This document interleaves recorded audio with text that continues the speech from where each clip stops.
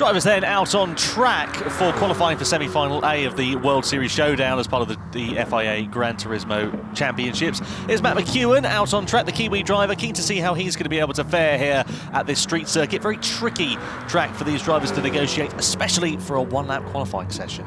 Yeah, behind him on circuit right now is Andrew Lee as well. Out on circuit again, nice to have the representation here from both the New Zealand and from Australia as well. A relatively new name for us is Andrew Lee. Interested to see how he'll do here in qualifying. And what about Kevin Bellich then, the French driver, 25 years old. He's a student, very big fan of Gran Turismo, has competed in the online season for quite some time. He's held in very high esteem amongst the Gran Turismo community as well, but great to see him here on the main stage, if you like, for the FIA Certified GT Championships. Yeah, behind him, Marco Busnelli there as well, making his way, starting his outlap.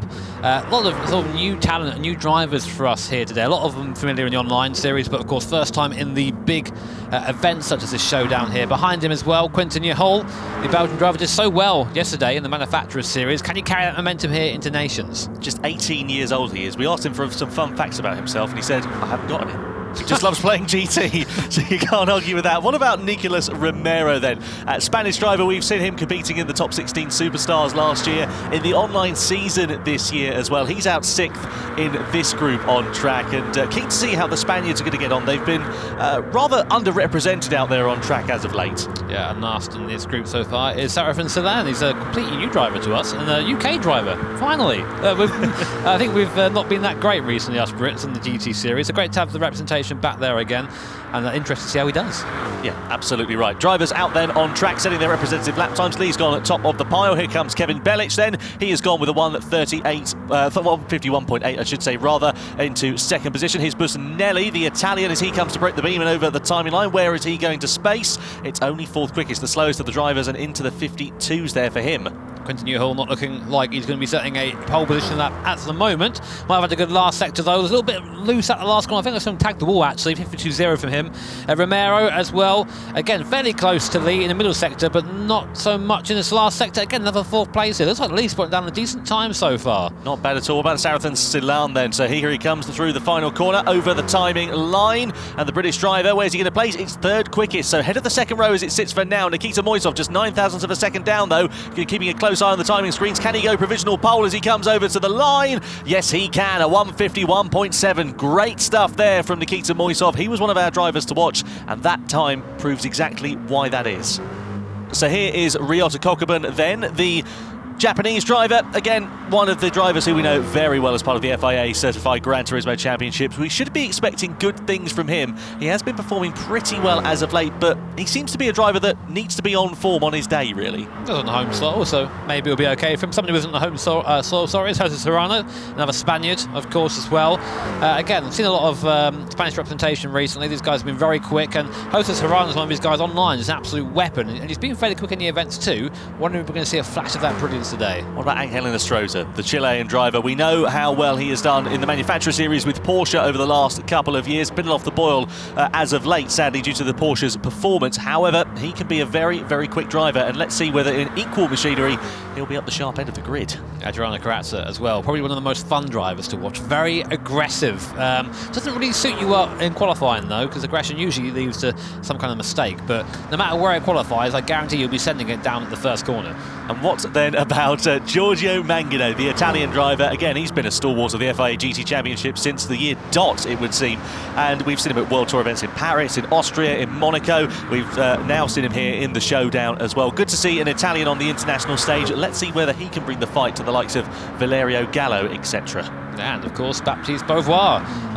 Someone I think the performance of Baptiste has sort of fallen off away a little bit recently. He's always been very quick. He's had some bad luck in the past as well. Of course, remember the Olympic series where unfortunately for him he got shoveled off, I think, at the first corner. So I'm sure he's got that out of his head right now and looking to challenge people like Patrick Blajan, who's our last driver in the second group. Patrick Blajan, really great run last time out. Someone who's really on form at the moment. I'm wondering if he can now carry that, because Patrick seems to be really quick in short bursts usually. So I wonder if this is going to be a bit of a turnaround for the Hungarian. Speaking of being quick, look at this from Ryota Kokubun in the first sector of the lap. 0.2 of a second up on Nikita Moisov's time. He's really hooking this Alpine Vision Gran Turismo machine up, coming through those S-bends. Just look at the way you've got to go through there, threading the eye of a needle. A couple of stabs at the steering wheel going into there, so maybe not quite the grip underneath him that he would like. Let's see whether it affects the time as he comes over the line then. Where is Kokubun going to place? Its provisional pole is a 151.7 there for the Japanese driver. He lost a lot of time in the last sector though. Only just got past after being 2 tenths up. Jose Serrano is also up on Ryota Kokubun in front. Will he go quick as he does in the 51.5? Nails that last sector that Kokubun didn't. Here comes Angel Enestrosa 2, a 10th down currently on the fastest time. Should be good for a top 5 at this rate. Goes into P3. A nice up there from Angel. Not bad at all. Now Adriano Karatz has lost a bit of time in the first 2 sectors. He's carried that through into the 3rd sector. Let's see where it's going to place him. He's 0.3 of a second down. Over the line he goes. It's only 10th quickest there for Adriano. That's not where we're used to seeing him. And it's again nothing to write home about here for Giorgio Mangano, as it looks to be either 13th he sits as he hasn't set a time, and he stays 13th as a result of that. There as well, half a second away from the quickest time. A couple more drivers yet to come. Baptiste Beauvoir also off the boil. I think it's fair to say the Frenchman 3 tenths down. P11 for him, so lots of work to do in the race. Patrick Blajan also, again, not really on form in qualifying at the moment. 3 tenths off. It seemed to have really lost a lot of time, these last guys, and goes into P11. So a couple of big upsets there, Tom. So the Autodromo Interlagos then of semi-final B qualifying for the World Series Showdown. Here then is Jonathan Wong from Hong Kong, China. Keen to see how he's going to get on behind the wheel of the Renault RS01 GT3 car. It's a bit of a tricky machine, this. Yeah, behind him out on circuit is Tatsuya Sugawara, also of course in the RS01. Spec series, spec race today, so everyone's got the same bit of kit. Of course, who adapts quickest is going to be deciding where the qualifying order ends up. What about Kanata Kawakami then? Japanese driver, we've seen him in World Tours in Paris in 2019, Nürburgring in the same year, and lastly in Sydney when we had our last in-person real-world event. He's been doing good things in the online season, the second of the Japanese drivers out on track, but certainly not the last. Let's see how he's going to fare here today. Behind him is Martin Marza on circuit, the Argentine. We don't get many Argentinian drivers here in the GT Online series. It's great to have Martin representing Argentina. I'm really curious to see how we'll do here at Interlagos. What about Igor Fraga then, a man who needs no introduction on home soil here at Interlagos as well, a Brazilian driver and a Brazilian circuit. Will it bring him bags of luck though? That is the crucial question. 2018 Nations Cup champion, performed very well in the Manufacturer Series for the World Series Showdown as well, and keen to see how he's going to get on. Someone who's been around as long as Igor has is Mark Pennell, the Canadian driver. Seen him a lot of GT events, always drives consistently, not necessarily the quickest guy out there at times, but I think that if anyone's going to pay off for consistency, it's going to be Interlagos. And Randall Hayward, his fellow North American driver there as well. And, well, we've seen him at lots of different World Tour events over the course of the last few years. He's always been there and thereabouts. Hasn't quite had what it takes to bring the fight to the sharp end of the field, but you never know. Maybe this spec series here today will help him bring that charge to the top. And the last driver from the first group of qualifiers is Danny Solis. He's been very quick sometimes, and sometimes he makes mistakes. He's won the Manufacturer Series yesterday in qualifying, putting the car into the wall in his one qualifying lap and putting that car towards the back of the field. Good comeback from him in the end, but still, you know, under pressure, he can make mistakes. Well, hopefully he can take some solace from the fact that he's out on track first of all. Anyway, single lap qualifying for our drivers. Here comes Jonathan Wong in towards the left-hander, then into Junkao, ready to aim it towards the timing line. It's such a long run as you come out of this here, and it's not straight in any way, shape or form until you get on towards where the grid forms up. Let's see what the first representative lap time here at the Autodromo de Interlagos is going to be then from Jonathan Wong from Hong Kong, China. He comes over the timing line. It's a 1:28.2. Yep, nice little benchmark. Let's see how Sugawara does compare. Right now, 10th up for the middle sector. Last sector is basically just a drive to the line, so he should be quicker. He is 10th quicker.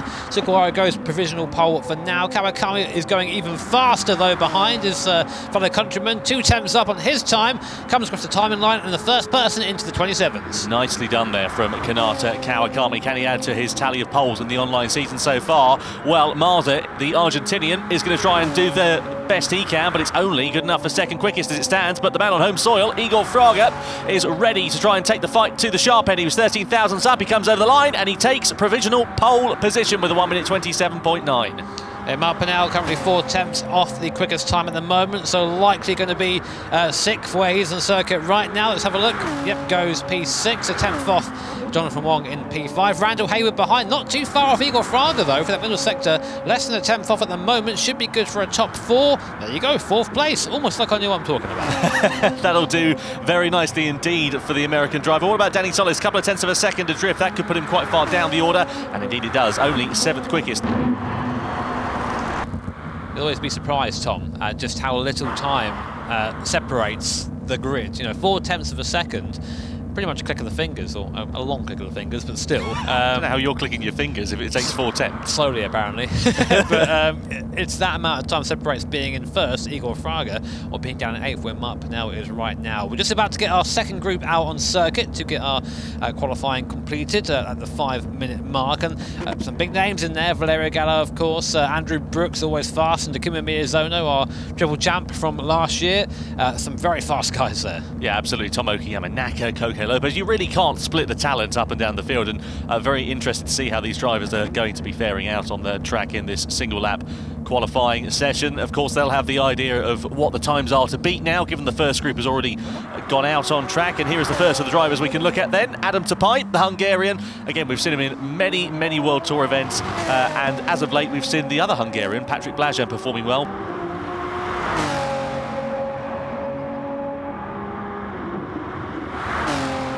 Lucas Bonelli, the Brazilian driver, another driver on the home soil here. Will there be a home field advantage, I wonder? Of course, it is virtual, so to speak, but still, I think knowing that you're sort of driving at your virtual home track always gives you a little bit of a boost, I think.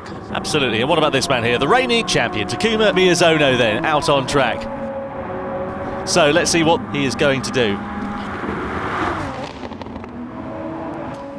Koke Lopez then, as well, the Spaniard behind at the moment. He's been around forever, Koke. Can't get rid of him, can you? No, you just can't. You just can't. He's always been there, hasn't he? There and there. Sorry, Koke, we do like you. just to really get out there on circuit. So, and here's Andrew Brooks as well, the Canadian driver. We sort of sometimes affectionately refer to him as the unluckiest man in GT sport, but it's been a bit of an upturn recently. The pace has been there, I think. He just needs to have the race that we know he can have, and I think we can see him at the top end of the field. Yeah, absolutely. We like Tomoki Yamanaka. He's a very fast driver, very nice young man as well. And what about the last man that we need to look at? This guy here, Valerio Gallo, finished runner-up last year in the Nations Cup. And the crucial question is, can he go one better in 2021? We see so. It's been a bit of an odd time for Valerio recently. He's not quite had that confidence that he had when he took the Olympic Series win not too long ago as well. Since then, he seems to have gone off the ball a little bit, really. Made a couple of little mistakes that we don't quite expect from him, but anyway, we're getting a nice tour of the Interlagos winter sector here from Adam Tapai as we come through here. You can see just how tight and twisty it is. All about getting the car turned into the corner slowly and then releasing that steering. Don't drag those front tyres through there, because you'll just heat them up. Then when you get to this last right-hander, you'll go straight on, something that I've done too many times to mention. Then we go downhill here. Is it a blend down here? A little blend off the throttle, and then we get ourselves set up for the last big braking zone of the circuit just before the 50-metre board. Use the curb on the inside to turn the car, and then hard acceleration up the hill. Looked fairly neat and tidy from Adam Tapai, but was it fast? We're about to find out. Absolutely. When you say blend, by the way, presumably that's a racing term for the layman's like myself. What does that mean? Oh, blend is like a nice ease of the throttle. Isn't a severe lift. It's just blend off smoothly, go back on smoothly.